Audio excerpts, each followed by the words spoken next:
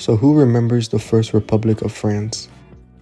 You know, the whole violent revolution that changed the world? Well, the Republic was officially established on September 21st, 1792.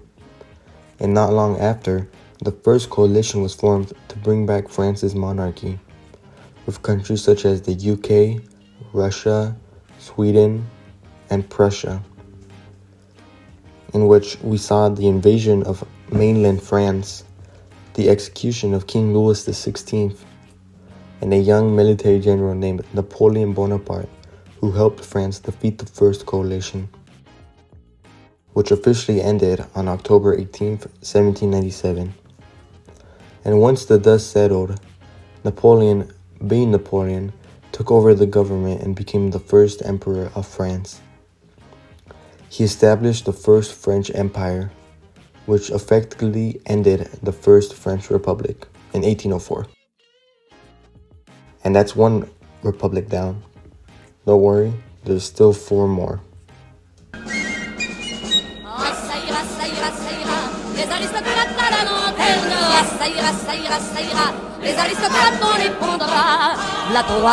What followed was the Napoleonic Wars, in which I think we all know how that ended. But really quickly, the coalition defeated Napoleon at the famous Battle of Waterloo, and Napoleon was exiled to the island of St. Helena. The coalition then restored the monarchy with Louis XVIII, who was the brother of Louis XVI. He, however, only ruled as a constitutional monarchy. This was until his death on September 16, 1824, in which he was then succeeded by Charles X, who didn't last long since he didn't really like the position of constitutional monarch. He tried to rewrite the constitution and, surprise, surprise, the people of France revolted and he was soon ousted. He was replaced by Louis Philippe in the year 1830. Philippe was much less radical than Charles, but that didn't matter since France was facing a severe food shortage and unemployment, which prompted him to flee the country in fear of revolution. And revolution did come, with the Second French Republic being established in the year 1848. And Louis Napoleon, who was the nephew of Napoleon I, became the first president that same year. Now I know that was a lot to process, and you're probably thinking, why didn't the other European monarchies set up a coalition to stop France again? And you'll be right, since things were about to get much worse. Well, the main reason why nobody bothered to do anything was simply because many countries were facing internal dissent of their own. The French Revolution had caused places such as Prussia and the Italian states to start having revolutions of their own. This was great news for France. And even better news was that the up-and-coming Louis Napoleon, who was the nephew of Napoleon I, was going to be leading the country. Louis Napoleon was born on April 20th, 1808, and as mentioned before, he was the nephew of Napoleon I. And out of all of Napoleon's family, he was the most influenced by him. He became an army general at the age of 26, and it looked like he was just going to be like his uncle. Since in 1852, Louis Napoleon dissolved the government to become emperor, in which he changed his name to Napoleon III and established the Second French Empire. So the stage was set for Napoleon III to show why that was his name. So was he worthy? Well, not exactly. Let me explain. Napoleon III was doing pretty good in his first couple years as emperor. He improved France's living situation and was a strong leader at the time. This was until the year 1862, the year Napoleon III made a critical error. Napoleon III decided to invade Mexico for reasons of debt that they still owed. Sheesh, Talk about an overreaction. And you're probably thinking, but wasn't the US going to protect the Americas from any type of invasion from Europe? And you'll be partly correct, since the Monroe Doctrine had been published a few years earlier. But you see, during the year 1862, the American Civil War was at its height. And obviously, America had too much on its plate to help Mexico.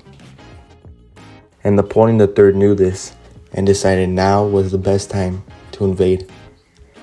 But wait, Mexico just won a huge victory on May the 5th, or Cinco de Mayo, defeating 6,000 French troops. Surely Mexico can keep it up. And no, the French didn't stop, and soon after, the Mexican army found themselves completely outnumbered.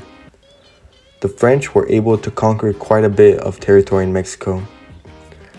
And once the capital, Mexico City, fell, Napoleon III established the Second Mexican Empire, with Maximilian as its emperor from 1864 to 1867. So you're probably thinking, this Napoleon III doesn't sound half bad. But fast forward to the year 1865, the American Civil War had just ended. So America now had the chance to help their neighbor. And in less than 2 years, the remaining French troops were kicked out of Mexico. And by the way, when Maximilian was captured, he was only told to apologize, and just kidding. He was obviously executed. The Second French Intervention in Mexico, or better known as the Second French-Mexican War, officially ended on June 21st, 1867. And for the French, they gained absolutely nothing and actually lost many resources and people in Mexico. So really, there are no winners in a war. And Napoleon III was obviously slammed for his recent military failure. So when you are the emperor of an European superpower and you start to find yourself in hot water, here is a little bit of advice that has been tried and tested throughout the centuries. Start a war. And Napoleon III decided to declare war on Prussia, which was now the North German Confederation, on July 19th, 1870, with his excuse that they were going to start an alliance with Spain. But it was mainly because him and his military leaders thought it was going to be an easy victory. So, was it? Well, it was a complete disaster for France. You see, most of the German population had reunited for this war. And at the time, Otto von Bismarck, who is arguably one of the best military generals ever, was in charge of the country during the war. And here, his superiority showed when the Germans quickly circled the capital, and Napoleon III stood no chance. At the famous Battle of Sedan, he suffered a humiliating loss and was captured during the battle. And in no later than a year, the Germans captured Paris, and the war came to an end on May 10th, 1871. The French were forced to set up the Third French Republic during the war, and everything was settled. The Third French Republic was growing rapidly, thanks to colonization, and everything seemed to be going good. This was until 1939, the year World War II started. And as we all know, France fell the next year by the Germans and was occupied for the next couple years. There goes the Third French Republic. It was nice knowing you. This was until the French were liberated and the Fourth Republic was created. But after a couple years, the French government was struggling a lot. So a mini coup happened, and to oversimplify everything, France kind of just hit the reset button and established the Fifth Republic. So hopefully, no more French republics get established, since I would have to update this video.